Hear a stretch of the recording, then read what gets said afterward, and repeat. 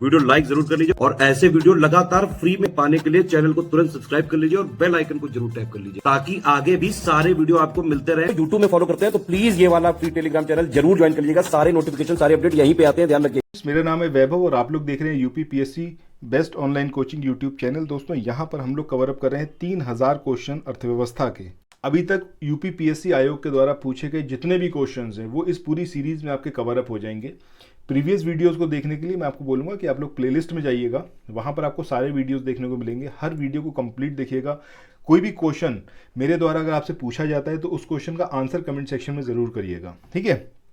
यहाँ पर हम क्वेश्चन के साथ में जितनी भी उससे रिलेटेड इन्फॉर्मेशन है which is necessary for your upcoming exams, तो उन सबको यहाँ पर हम कवर अप करेंगे, ठीक है। चलो स्टार्ट करते हैं आज के अपने सेशन को। पहला क्वेश्चन यहाँ पर है कि निम्नलिखित में से कौन सा उद्योग हमारी आधुनिक सभ्यता के लिए सबसे बुनियादी माना जाता है। अब ये रसायन है, लोहा और इस्पात है, कपड़ा है और पेट्रोकेमिकल या फिर पेट्रो रसायन। तो सही आंसर क्या आएगा आपका ऑप्शन बी, यानी कि लोहा और इस्पात। कमेंट सेक्शन में मुझे दो चीज़ें बताइएगा। पहला ये कि लोहा और इस्पात क्यों ज़रूरी है, ठीक है, क्या इसकी नीड है, अगर ये ना हो तो क्या होगा, और इसको क्यों जो है आधुनिक सभ्यता के लिए सबसे बुनियादी माना जाता है। ये क्वेश्चन आप कमेंट सेक्शन में बताइएगा। दूसरा ये बताइएगा जब हम बात कर रहे हैं हड़प्पा की, क्योंकि इस टाइम पर जो हम लोग हिस्ट्री वाले सेक्शन में MCQ कवर अप कर रहे हैं उसमें हड़प्पा सिविलाइजेशन के बारे में ही चल रहा है। अगर आपने नहीं देखा तो ज़रूर देखिएगा उसको भी।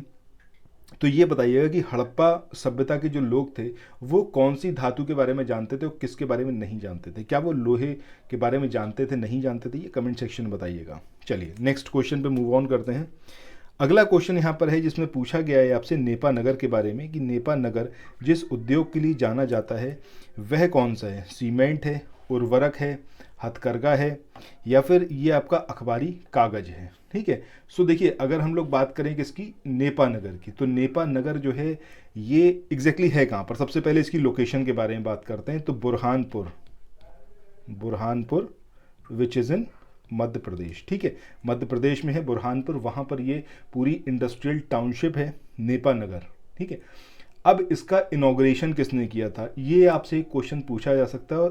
इनॉग्रेशन किसने किया था और कब किया था। तो 26 अप्रैल 1956 किसने किया था आपका, पंडित नेहरू ने। ये सारी इंफॉर्मेशन आपको पता होनी चाहिए। एक चीज़ और याद रखिएगा कि जो नेपा मिल है ये एशिया की फर्स्ट पेपर मिल थी, ठीक है, first paper mill of Asia. अब देखियो आपको यहाँ से आंसर भी अपना पता चल गया कि आंसर क्या होगा आपका ऑप्शन डी, ठीक है। सो आपको एग्जैक्टली क्या क्या यहाँ पर इसके बारे में याद रखना है नेपा नगर के बारे में कि बुरहानपुर MP में ये लोकेटेड है। 26 अप्रैल 1956 को पंडित नेहरू ने इसका इनॉग्रेशन किया था और ये एशिया की पहली पेपर मिल है। चलो आगे बढ़ते हैं नेक्स्ट क्वेश्चन पे। यहाँ पर आपसे पूछा गया है हजीरा उर्वरक कारखाना ये आधारित है पेट्रोलियम, प्राकृतिक गैस, नेफ्था या फिर कोयला। तो सही आंसर क्या आएगा यहाँ पर आपका प्राकृतिक गैस, नेचुरल गैस पर आधारित है आपका हजीरा उर्वरक कारखाना। अब अगर हम बात करते हैं हजीरा की तो एग्जैक्टली ये कहाँ पर लोकेटेड है आपका, गुजरात में। ये स्टेट आपको याद रखना है, ठीक है। दूसरी बात आपको ये याद रखनी है ये आपका केमिकल और फर्टिलाइजर मैन्युफैक्चरिंग के लिए पूरा प्लांट है हजीरा में जो लोकेटेड है, जो उसका नाम भी है हजीरा उर्वरक कारखाना। तो फर्टिलाइजर्स को ही यहाँ पर ये मैन्युफैक्चरिंग का काम होता है यहाँ पर, ठीक है। अब ये जो फर्टिलाइजर कंपनी है इसको सेटअप किसने किया था, तो ये आपको याद रखना है कृषक भारती कोऑपरेटिव लिमिटेड। किसने, कृषक भारती कोऑपरेटिव लिमिटेड, इसके द्वारा इसका एस्टेब्लिशमेंट किया गया था। PCS की तैयारी कर रहे हैं आप, RO की तैयारी करना चाहते हैं, BEO की तैयारी करना चाहते हैं, इन तीनों एग्जाम की अगर आप तैयारी करना चाहते हैं तो स्टडी फॉर सिविल सर्विसेज के कोर्सेज को आप ज्वाइन कर सकते हैं कंप्लीट तैयारी के लिए। ये वन स्टॉप डेस्टिनेशन है, यहाँ पर आपको सब कुछ मिलेगा जिसमें स्टडी मटेरियल रहेगा, टेस्ट सीरीज रहेंगी, पेड क्विज रहेंगी, सब कुछ आपको एक ही जगह पर मिलेगा। और ये सब कुछ सफिशिएंट होगा आपके एग्जाम को क्रैक करने के लिए, एग्जाम को निकालने के लिए। लेटेस्ट ग्रुप स्टार्ट हो चुके हैं और उन ग्रुप में आपको एडमिशन लेने के लिए सिंपली जो ये नंबर मैं आपकी स्क्रीन पर लिख रहा हूँ इन नंबर्स पर आप कॉल कर सकते हैं। 8564880530 इस नंबर पर आप संपर्क कर सकते हैं। इसके अलावा 969606 75238966089 इस नंबर पर कांटेक्ट कर सकते हैं, या फिर आप 7523864455 इन तीनों में से किसी भी नंबर पर कॉल करके आप हमसे संपर्क कर सकते हैं और ये लेटेस्ट ग्रुप जो है इसमें आप एडमिशन ले सकते हैं क्रिप्को के द्वारा। ये आपसे एग्जामिनेशन में पूछा जा सकता है। अब आपसे ये भी पूछ सकते हैं कि क्रिप्को या फिर कृषक भारती कोऑपरेटिव लिमिटेड, इसका एस्टेब्लिशमेंट कब हुआ था, कब इसको मतलब इसका जो फाउंडिंग स्टोन थे वो रखे गए थे। तो ये आपका अप्रैल, क्योंकि काफ़ी इंपॉर्टेंट है इसीलिए मैं आपको बता रहा हूँ, अदरवाइज नहीं बताता। अप्रैल 1980 में किसने किया था ये भी याद रखिएगा। ये उस टाइम पे जो हमारी प्रधानमंत्री थी, ठीक है, उनके द्वारा करा गया था। कौन थी, कमेंट सेक्शन में आप लोग बताइएगा। नेक्स्ट क्वेश्चन पे मूव ऑन करते हैं।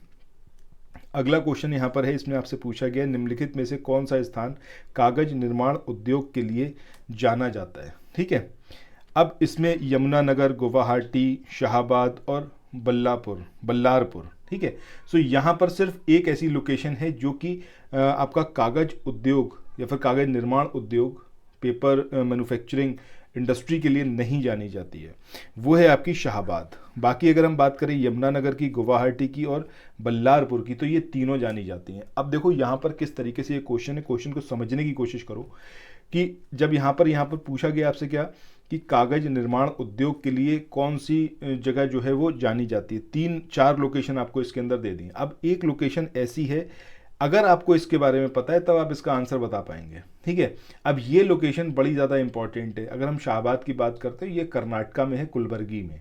ये चीज़ का आपको याद रखना है। और ये किसके लिए फेमस है, शाहबाद स्टोन के लिए। ठीक है, शाहबाद स्टोन के लिए ये फेमस है। ठीक है, सो अगर आपको इसके बारे में पता है, दैट मीन्स कि आप क्वेश्चन का यहाँ पर आंसर बहुत इजीली खोज पाएंगे। बाकी यमुनानगर, गुवाहाटी और बल्लारपुर की बात करें, तीनों ही लोकेशन जो है वो यहाँ पर पेपर इंडस्ट्री के लिए, पेपर मैन्युफैक्चरिंग इंडस्ट्री के लिए जानी जाती हैं। ठीक है, जबकि तीसरी वाली नहीं जाती। जैसे आप देखोगे शाहबाद के बारे में अगर आपको पता है तो आप ऑप्शन ए को हटा दोगे, आप बी को हटा दो, सी को हटा दोगे और डी को हटा दोगे। सिर्फ एक लोकेशन, मतलब सिर्फ एक ऑप्शन जो है वो आपको यहाँ पर बचेगा जो कि सही आंसर होगा, 1, 2 और 4। ठीक है, तो यहाँ पर आपको एग्जैक्टली पता क्या होना चाहिए, क्योंकि अगर हम बात करें कागज निर्माण उद्योग की तो बहुत सारी लोकेशन है। अब सारी लोकेशन आप याद कर पाओ ये मुमकिन ही नहीं है, बट आपको मेजर लोकेशन याद रखनी है। जैसे अभी हमने क्वेश्चन में देखा था ऊपर नेपानगर, हजीरा, तो अगर आपको इसके बारे में आइडिया है, क्योंकि ये मेजर लोकेशंस है, अगर इसके बारे में आपको आइडिया, तो एग्जामिनेशन में इस तरीके का जो क्वेश्चन आप देख रहे हो जिसमें कागज निर्माण उद्योग के बारे में बात हो रहा है, तो बहुत सारी लोकेशन। अगर आप उत्तर प्रदेश में ही बात करोगे तो उत्तर प्रदेश में जो इसके मेजर सेंटर है वो सहारनपुर है, आपका लखनऊ है, मेरठ है, मोदी नगर है, गाज़ियाबाद है, गोरखपुर है, आपका मुजफ्फरनगर भी है, इलाहाबाद में नैनी भी है, बनारस है, कालपी है, बदायूं है, मैनपुरी, बहुत सारी लोकेशन है।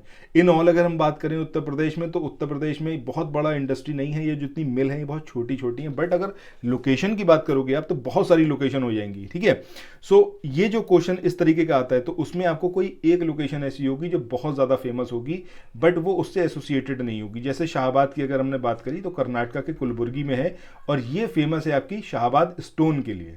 सो अगर वो आपका लाइम स्टोन या फिर शाहबाद स्टोन की हम बात करें, आप उतना जानते हो शाहबाद के बारे में, तो आंसर को आप इजीली निकाल पाएंगे। चलो अब चलते हैं नेक्स्ट क्वेश्चन पे। इसके बाद अगले क्वेश्चन की बात करें, यहां पर आपसे पूछा गया है, हालांकि कुछ गैस आधारित उद्योग पहले ही स्थापित हो चुके हैं, भारत में प्राकृतिक गैस के अच्छे भंडार अनुपयोगी हैं। प्राकृतिक गैस के इस विशाल संसाधन का उपयोग निम्नलिखित में से किसके उत्पादन में किया जा सकता है? उर्वरक के, कार्बाइड के, ग्रेफाइट के या फिर सिंथेटिक के। तो किसके उसमें इसका यूज किया जा सकता है आपको यहाँ पर ये बताना है। ठीक है, अब ये उर्वरक, कार्बाइड, ग्रेफाइट या फिर सिंथेटिक पेट्रोलियम। सो इसका जो सही आंसर आएगा वो क्या आएगा आपका ऑप्शन ए, यानी कि उर्वरक। इसके बाद मूव ऑन करते हैं नेक्स्ट क्वेश्चन पे। अगले क्वेश्चन में यहाँ पर आपसे पूछा गया है, तेल एवं प्राकृतिक गैस आयोग या फिर ONGC, इसकी स्थापना की गई थी 1956 में, 57 में, 59 में या फिर 61 में। तो सही आंसर यहाँ पर क्या आएगा आपका 1956, यानी कि ऑप्शन ए यहाँ पर सही होगा। और 1956 में भी आपका 14 अगस्त को।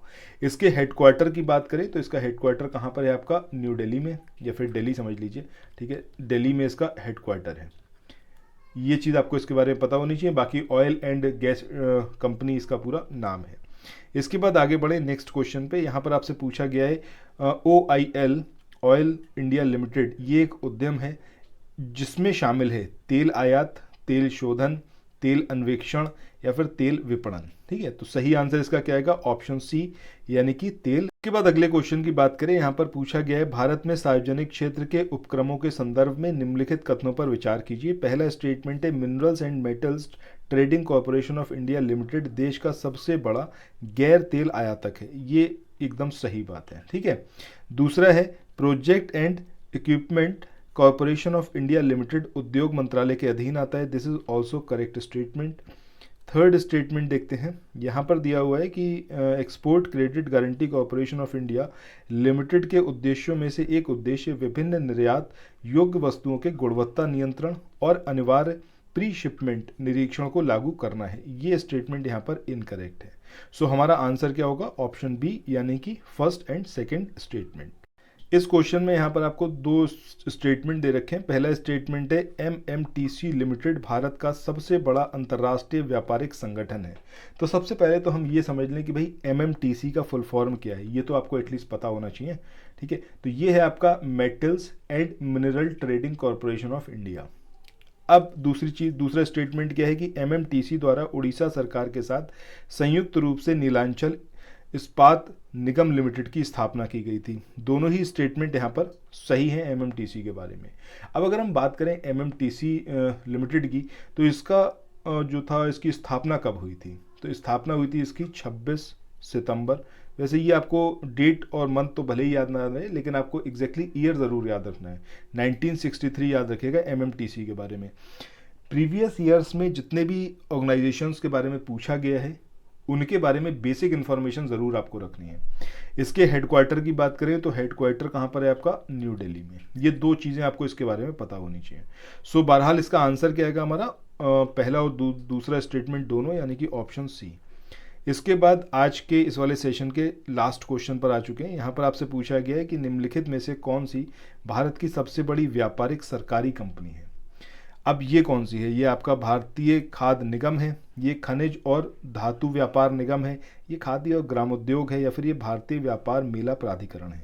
तो सही आंसर ऑप्शन बी, यानी कि खनिज और धातु व्यापार निगम, जिसके बारे में अभी ऊपर हमने बात करा था, metals and minerals trading corporation of India, which was found in 1963 and headquartered in new Delhi, India. So इसके साथ ही आज के इस वाले सेशन को यहाँ पर एंड करते हैं। आई होप ये वाला सेशन आप लोगों के लिए काफ़ी इन्फॉर्मेटिव रहा होगा, और कोई भी अगर आपका सजेशन फीडबैक हो तो कमेंट सेक्शन में ज़रूर बताइएगा। फिर मिलते हैं नेक्स्ट वीडियो में। Thank you so much.